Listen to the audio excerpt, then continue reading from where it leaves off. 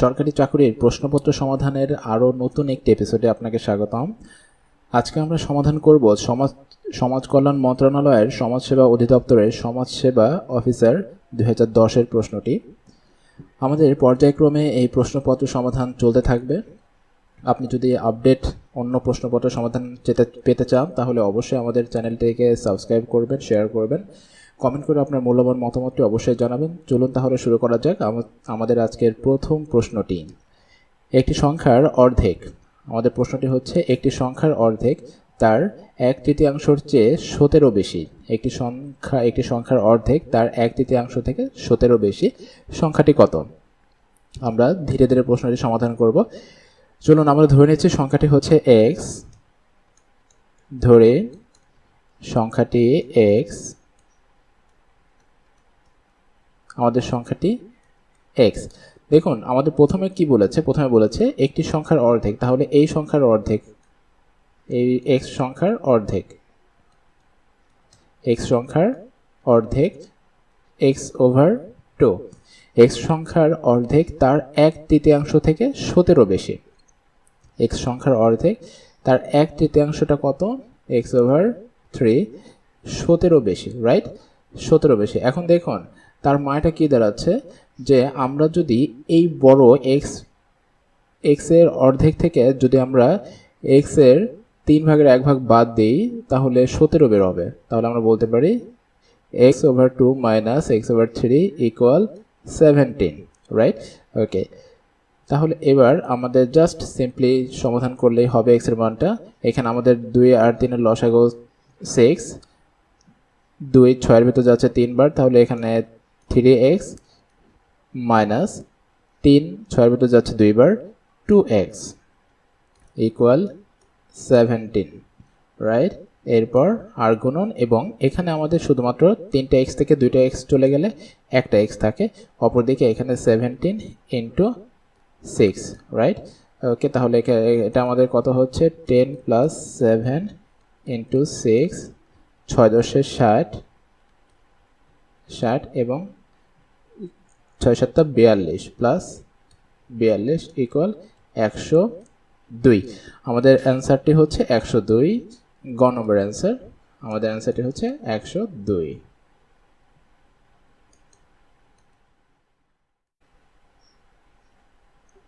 আমাদের 2 নম্বর প্রশ্নটি হচ্ছে স্বাভাবিক সংখ্যার সেটের ক্ষুদ্রতম সদস্য হলো স্বাভাবিক সংখ্যার সেট, রাইট? স্বাভাবিক সংখ্যা আমরা কোনগুলো জানি? স্বাভাবিক সংখ্যা হচ্ছে 1 2 3 4 5 6 ডট ডট ডট ডট, এগুলো সব স্বাভাবিক সংখ্যা, রাইট? আচ্ছা, স্বাভাবিক সংখ্যার ক্ষুদ্রতম সংখ্যার সেট, এখানে দেখুন এখানে আমাদের সবচেয়ে ক্ষুদ্রতম সংখ্যা কোনটি? সবচেয়ে ক্ষুদ্রতম সংখ্যাটা হচ্ছে 1। তাহলে এটা আমরা পাচ্ছি সবচেয়ে ক্ষুদ্রতম সংখ্যা 1। একটা জিনিস মাথায় রাখবো, যেহেতু আমাকে বলেছে এখানে সদস্য, রাইট? এখানে সদস্য বলছে, তার সেই জন্য এখানে শুধুমাত্র 1 হবে। আমরা কিন্তু অনেক সময় ভেবে থাকি যেহেতু সেট বলেছে তাহলে এটা মনে হয় অবশ্যই সেকেন্ড ব্র্যাকেটের ভিতরে আটকানো থাকবে, কিন্তু না, এখানে আমাদের শুধুমাত্র উপাদানের কথা বলেছে, সেজন্য এখানে শুধুমাত্রই 1 থাকবে। বাট অপশনে যদি এরকম থাকতো যে সংখ্যার সেট কোনটি, একটা অপশন হচ্ছে, ধরুন ক অপশনটা হচ্ছে 1 লিখছি 1, এবং খ অপশনটা হচ্ছে ব্র্যাকেট 1, রাইট? তাহলে দেখুন এটা কখন কারেক্ট অ্যান্সার? শুধু 1টা তখন কারেক্ট অ্যান্সার ও যখন উপাদান বা সদস্য, উপাদান অথবা সদস্য হবে, অনলি উপাদান অথবা সদস্য। বাট যখন সেটের কথা বলবে তখন কিন্তু এটা হয়ে যাবে, এটা কিন্তু সেট, রাইট? আমাদের প্রশ্নটি ভালো মতো বুঝতে হবে। প্রশ্নে এখানে আমাদেরকে বলেছে শুধুমাত্র সদস্যর কথা, আমাদেরকে কিন্তু বলেনি সেটটি কোনটি, ক্ষুদ্রতম সংখ্যার সেটটি কোনটি, এখানে কিন্তু সেটা বলেনি। আর এই জন্য দেখবেন এখানে কিন্তু আমাদের অপশনে কিন্তু কোনো সেট নেই, রাইট? তাই এই জিনিসটা অবশ্যই মাথায় রাখবেন। Thank you. আমাদের 3 নম্বর প্রশ্নটি হচ্ছে তালিকা পদ্ধতি নিচের কোনটিকে বলা হয়? তালিকা পদ্ধতি নিচের কোনটিকে বলা হয়? সেট প্রকাশের পদ্ধতি আমরা জানি দুইটা, একটা হচ্ছে নাম্বার 1, একটা হচ্ছে সেট গঠন পদ্ধতি। সেট গঠন পদ্ধতি এবং অপরটি হচ্ছে সেট তালিকা পদ্ধতি। সেট তালিকা পদ্ধতি, ঠিক আছে। তাহলে সেট গঠন পদ্ধতি আর হলো সেট তালিকা পদ্ধতি। আমাদেরকে প্রশ্ন বলেছে নিচের কোনটি তালিকা পদ্ধতি। হ্যাঁ, এখানে বিল্ডার এটা গঠন পদ্ধতি, আর এটা তো থিওরি, এটা কোনো পদ্ধতি নয়। অপরদিকে এটাও থিওরি, এটা কোনো পদ্ধতি নয়। তাহলে আমাদের কারেক্ট অ্যান্সারটা হচ্ছে রোস্টার মেথড। এটা আমাদের সেট গঠন তালিকা পদ্ধতি। আমাদের 4 নম্বর প্রশ্নটি হচ্ছে সমবাহু ত্রিভুজের বাহুর দৈর্ঘ্য এ হলে উহার ক্ষেত্রফল কত? সমবাহু ত্রিভুজের বাহুর দৈর্ঘ্য এ হলে উহার ক্ষেত্রফল কত? যেহেতু সমবাহু ত্রিভুজ তাই প্রত্যেকটা বাহুই সমান থাকে, আর এজন্য একটা মাত্র এ দ্বারাই এখানে প্রকাশ করা হয়েছে, কোনো এ বি সি এগুলা কিছু বলেনি। তাহলে চলুন আমরা একটি সমবাহু ত্রিভুজে এঁকে নিই। আমাদের সমবাহু ত্রিভুজ যেহেতু প্রত্যেকটা বাহুই সমান থাকে, সেহেতু আমরা যতটুকু পারা যায় সমান আঁকার চেষ্টা করছি। এটা একটা সমবাহু ত্রিভুজ, আমি ধরে নিচ্ছি সমবাহু ত্রিভুজ। দেখুন তাহলে এর প্রত্যেকটা বাহুই হচ্ছে এ, প্রত্যেকটা বাহুই এ বা প্রত্যেকটা বাহুই সমান। এটার আমরা একটা ত্রিভুজের যখন ক্ষেত্রফল বের করি, ত্রিভুজের ক্ষেত্রফল বের করার জন্য তার একটা আদর্শ সূত্র রয়েছে, সেটা হচ্ছে লম্ব ইন্টু ভূমি ইন্টু হাফ, রাইট? ওকে, তাহলে এখান থেকে আমরা বের করব এটা সূত্রটা কত। আমরা ঠিক উপর থেকে একটি লম্ব এঁকে নিচ্ছি। লম্বটি নিচের ভূমিকে 2 ভাগে ভাগ করবে যতটুকু পারা যায়। আমি ধরে নিচ্ছি এটা সমান আছে। এটা হচ্ছে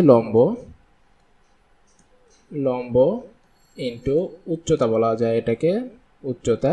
এটাকে আমরা যদি h দ্বারা প্রকাশ করি তাহলে হবেই। আচ্ছা, আমরা নিচে দেখতে পাচ্ছি নিচে যে ভূমিটা রয়েছে সেই ভূমিটাকে উপরের লম্বটি 2 ভাগে ভাগ করেছে সমান 2 ভাগে। তাহলে এই অংশটুকু হচ্ছে a/2 এবং এই অংশটুকু হচ্ছে a/2। এখন এখানে একটু লক্ষ্য করলে দেখা যাবে আমাদের সমবাহু এই ত্রিভুজটা যখন আমরা লম্ব টানার পর আমাদের 2টা সমকোণী ত্রিভুজে পরিণত হয়েছে। এটা একটা সমকোণী ত্রিভুজ, এটা একটা সমকোণী ত্রিভুজ।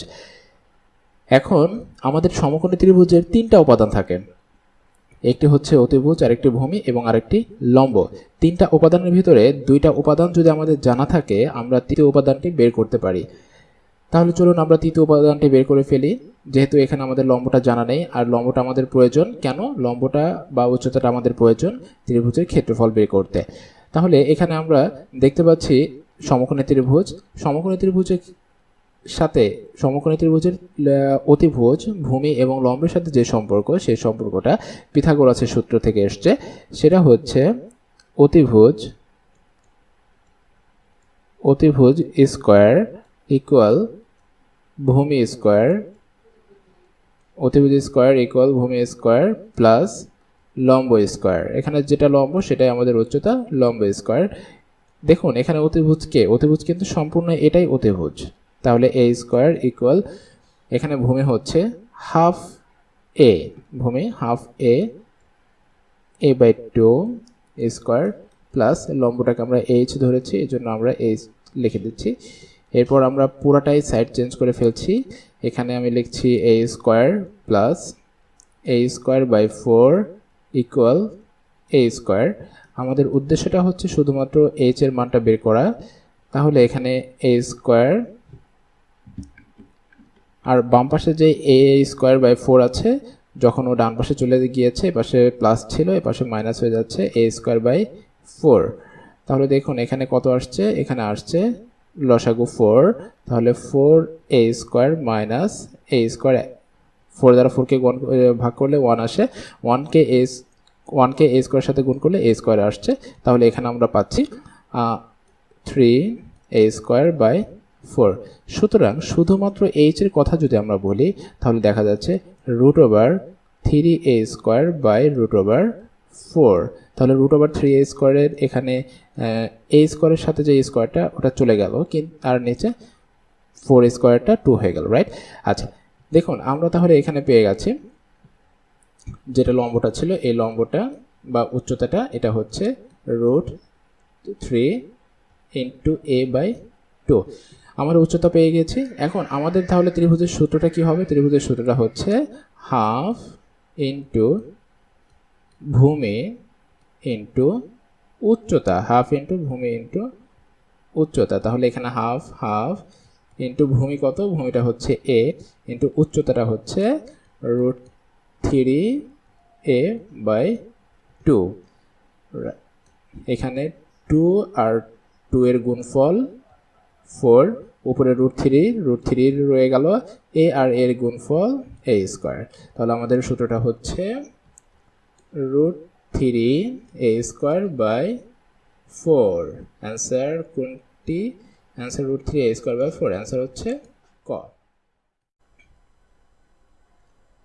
আমাদের 5 নম্বর প্রশ্নটি হচ্ছে, কোন ত্রিভুজের 3টি বাহুকে বর্ধিত করলে উৎপন্ন বহিস্থ কোণ 3টির সমষ্টি কত হবে? কোন ত্রিভুজের 3টি বাহুকে বর্ধিত করলে উৎপন্ন বহিস্থ কোণ 3টির সমষ্টি কত হবে? প্রথমে আমরা একটি ত্রিভুজ এঁকে নিই। আমরা ত্রিভুজটা আঁকবো এভাবে। একটা ত্রিভুজ এঁকে নিচ্ছি, এটা হচ্ছে আমাদের ত্রিভুজ। আচ্ছা, আমরা ধরে নিচ্ছি আমাদের ভিতরের যে অন্তর্ভুক্ত কোণ, অন্তস্থ কোণগুলো রয়েছে, এটা হচ্ছে এ কোণ, এটা বি কোণ, এটা সি কোণ। তাহলে এবার এটাকে বর্ধিত করলাম, একটা কোণ হলো, তারপর সিটাকেও বর্ধিত করলাম, এখানেও একটা কোণ হলো, এবং সবশেষে বিটাকেও বর্ধিত করলাম, এপাশে একটা কোণ উৎপন্ন হয়েছে। আমি ধরে নিচ্ছি এর সাথে কোণ যেটা উৎপন্ন, যৌগিক কোণ উৎপন্ন হয়েছে সেটা হচ্ছে এ, বি এর সাথে ওয়াই, এর সাথে এক্স, বি এর সাথে ওয়াই এবং সি এর সাথে জেড। আচ্ছা, এখন আমরা জানি যে আমাদের ত্রিভুজের 3 কোণের সমষ্টি 180 ডিগ্রি বা 2 সমকোণ, এক সরল কোণ বলা হয়। তাহলে ত্রিভুজের 3 কোণের সমষ্টি এ কোণ প্লাস বি কোণ প্লাস সি কোণ ইকুয়াল 180 ডিগ্রি, রাইট? আচ্ছা, এটা আমরা জানি। এখন আমরা এখানে একটু নজর দেব, সেটা হচ্ছে আমাদের এ এবং এক্স যে কোণ দুটা দেখতে পাচ্ছি, অপরদিকে বি এবং ওয়াই এবং সি এবং জেড, এরা কিন্তু প্রত্যেকে যৌগিক কোণ হচ্ছে। যৌগিক কোণ হচ্ছে কোথায়? একটা সরল কোণের সাথে তারা যৌগিক কোণ উৎপন্ন করেছে। যেরকম এখানে কিন্তু আমরা বলতে পারি এ কোণ, এখানে আমরা দেখতে পাচ্ছি এ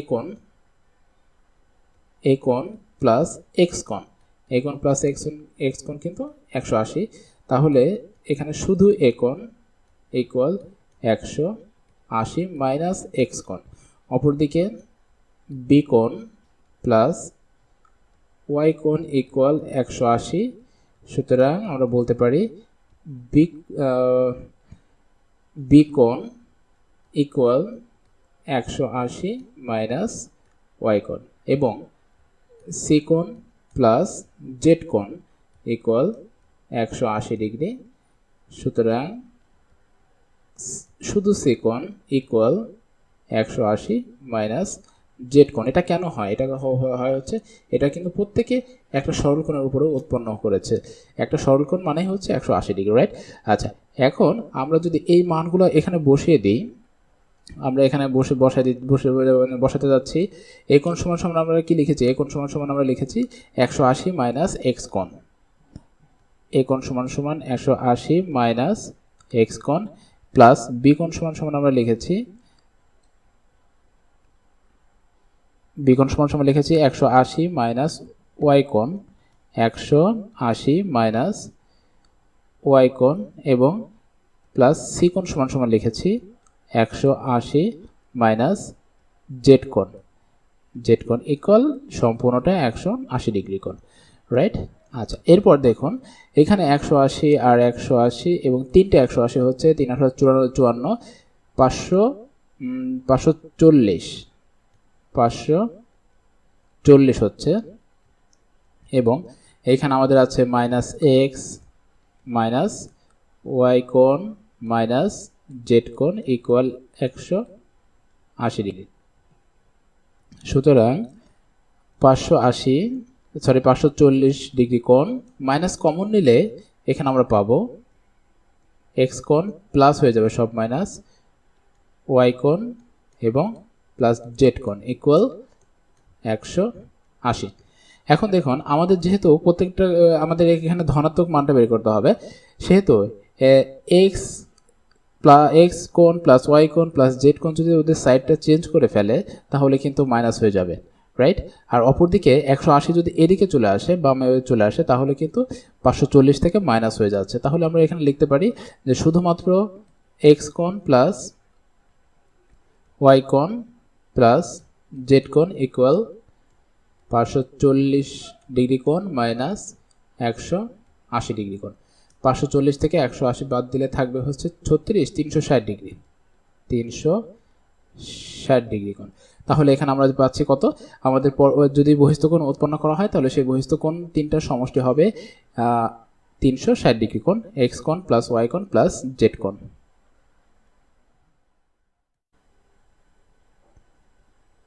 6 নম্বর প্রশ্নটিতে রয়েছে গতকাল শেয়ারের দাম 25% বেড়েছিল, শেয়ারের দাম 25% বেড়েছিল, এটাও গতকাল, কিন্তু আজ 25% কমে গিয়েছে। শেয়ারের মোট দাম কত বেড়েছে বা কমেছে? যেহেতু এটা পার্সেন্টেজের বা শতকরার অঙ্ক সেহেতু আমরা এখানে একটা একক হিসেবে ধরে নিচ্ছি। শেয়ারের দাম ছিল, শেয়ারের দাম 100 টাকা, শেয়ারের দাম 100 টাকা। সুতরাং 25% বাড়াই গতকাল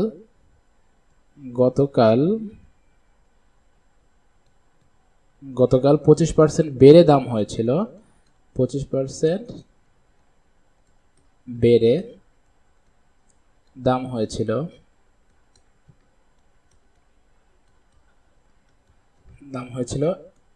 100 প্লাস 25 টাকা ইকুয়াল 125 টাকা। আচ্ছা, এটা গতকাল বেড়ে গিয়েছিল, 125 টাকা হয়েছিল আমাদের শেয়ারের দাম, কিন্তু আজ আবার 25% কমে গিয়েছে। এই পূর্বের যে দাম দাঁড়িয়েছিল, পরবর্তীতে যে দামটা দাঁড়িয়েছিল 125, সেখান থেকে কিন্তু আবার ব্যাক করেছে 25% কমে গিয়ে, রাইট। আচ্ছা, তাহলে চলুন আমরা দেখি, আমরা তাহলে শুরু করি যে এখানে কিন্তু বলেছে 25%, তাহলে আমাকে 25% কত, আমাকে 100 টাকা থেকে আমরা শুরু করছি, যেহেতু আমাকে এখানে দেওয়া আছে 25%, তাহলে 100 টাকায় বেড়ে যায়, 100 টাকায় কমে যায়, 100 টাকায় কমে 25 টাকা। সুতরাং 1 টাকায় বেশি না কম কমবে? 1 টাকায় কমে, যদি 100 টাকা থাকে, যদি 1 টাকা থাকে তাহলে কম কমে যাবে, তাহলে 25/100 টাকা। আলটিমেটলি দেখুন এখানে কিন্তু আমাদের দাম কত ছিল, দাম ছিল 125, সুতরাং 125 টাকায় কমে যাবে, তখন আবার বেশি হয়ে যাচ্ছে, 125 গুণ 25 বাই নিচে আছে 100, রাইট। আচ্ছা, এখন আমরা কাটাকাটি করব, সরাসরি বড় একটা কাটাকাটি আছে, 25 এটা 25 ভিতরে যাচ্ছে একবার, 25 100 ভিতরে যাচ্ছে 4 বার, তাহলে এখানে আমরা দেখতে পাচ্ছি আমাদের আছে হচ্ছে 125/4 টাকা, 125/4 টাকা, রাইট। আচ্ছা, এখন এইখানে আমাদের যে কাজ সেটা হচ্ছে, দেখুন আজকে আমাদের রয়েছে, আজকে আমাদের টাকা আসতে কমে গিয়েছে কত, 125/4 টাকা, আর পূর্বে আমাদের টাকা বেড়েছিল কত, 25 টাকা। তাহলে আমাদের কত টাকা কমেছে? যেহেতু আমাদের 125/4 বেশি, সেহেতু আমাদের টাকা কি হয়ে গেছে, কমে গিয়েছে। তাহলে সুতরাং আমরা লিখব কমেছে, কত কমেছে, 125/4 মাইনাস 25 ইকুয়াল, তাহলে কত হচ্ছে, 4 4 ভিতরে একবার যাচ্ছে, তাহলে 125, এবং 25-এর ভিতরে নিচে একবার, 4 বার, 4 100 হচ্ছে, তাহলে এখানে আমাদের আসছে 25/4। আচ্ছা, 25/4, 25-এর ভিতরে 4 কয়বার যায়, 25-এর ভিতরে 4 যাচ্ছে হচ্ছে 4 × 24, 6 বার, তাহলে এক ভাগশেষ থাকে এবং নিচে 4, এত পার্সেন্ট, রাইট। তাহলে আমাদের কমেছে কত, 6/1/4%। আমরা উত্তরটা দেখতে পাচ্ছি, কতে রয়েছে আমাদের উত্তরটা।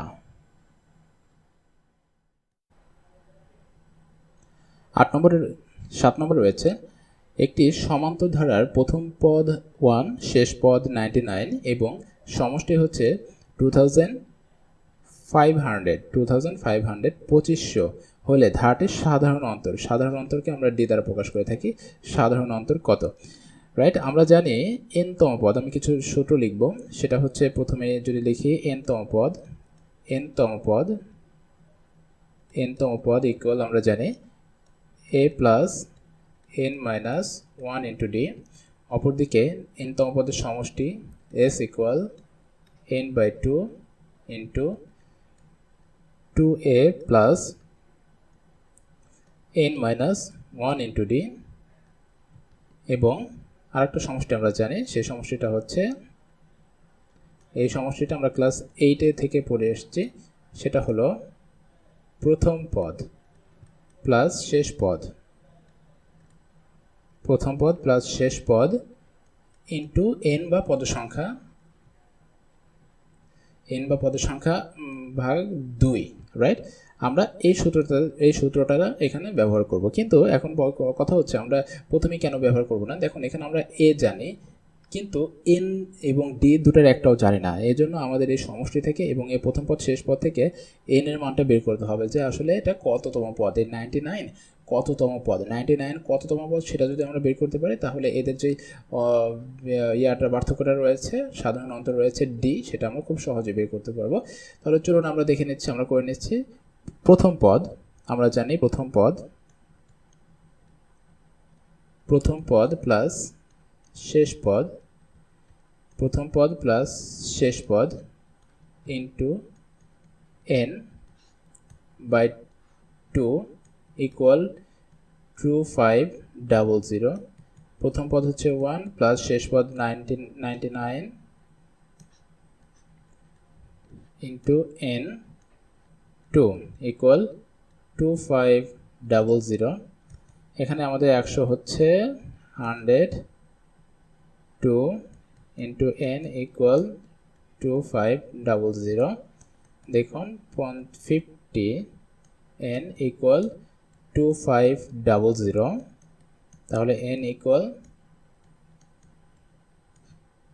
বাই 15।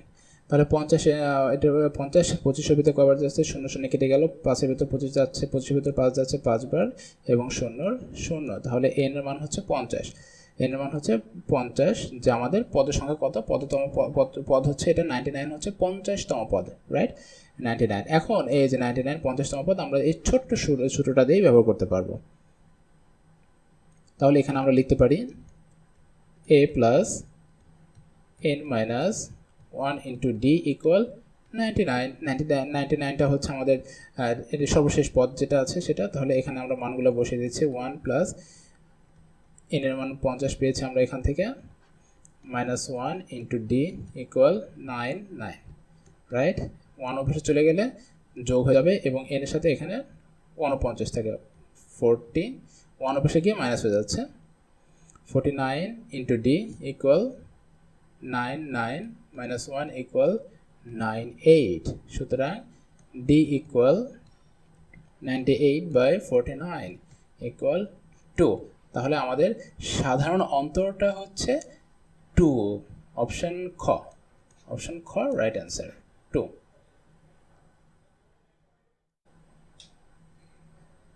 8 নম্বর প্রশ্নটি রয়েছে, 3টি ক্রমিক পূর্ণ সংখ্যা নির্ণয় করতে হবে যাদের প্রথম দুইটির গুণফল শেষ দুইটির গুণফল অপেক্ষা 10 কম, শেষ দুইটির গুণফল অপেক্ষা 10 কম, রাইট। তাহলে চলুন আমরা ধরে নিচ্ছি আমাদের ক্রমিক সংখ্যা তো বলেছে, ক্রমিক সংখ্যার সাথে আমরা খুব সহজেই পরিচিত রয়েছি। আমরা যদি কোনো ক্রমিক সংখ্যা না জানি তাহলে আদর্শ হিসেবে আমরা ধরে নিই এককটা হচ্ছে x।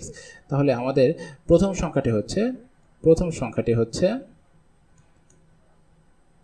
সংখ্যা x, দ্বিতীয় সংখ্যা, তিনটি বলেছে না, প্রথম সংখ্যা x, দ্বিতীয় সংখ্যা x প্লাস 1, এবং তৃতীয় সংখ্যা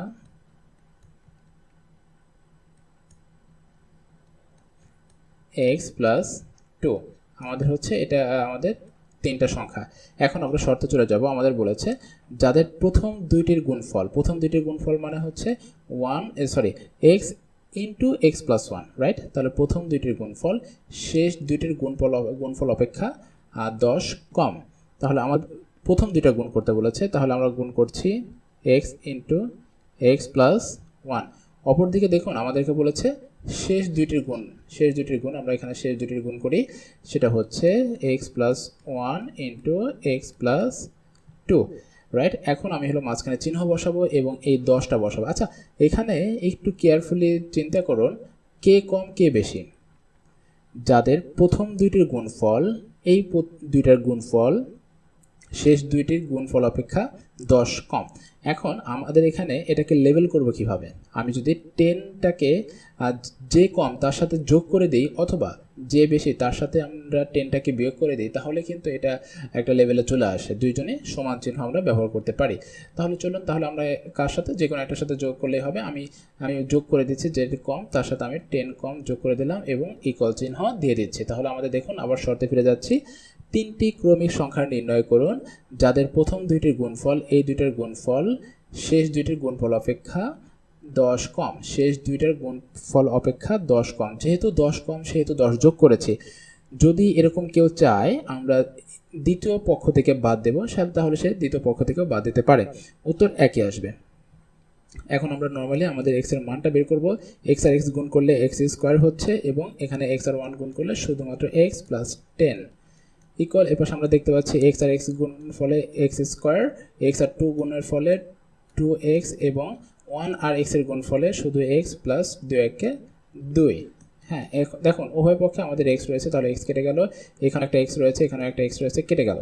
আমাদের এখানে রয়েছে 2x প্লাস 2 এবং অপর পক্ষে রয়েছে 10। তাহলে আমরা বলতে পারি 2x ইকুয়াল 10 মাইনাস 2 ইকুয়াল 8। সুতরাং x ইকুয়াল 8/2 ইকুয়াল 4, রাইট। তাহলে এটা আমাদের প্রথম সংখ্যাটি। তাহলে সুতরাং প্রথম সংখ্যাটি x ইকুয়াল 4। সুতরাং দ্বিতীয় সংখ্যাটি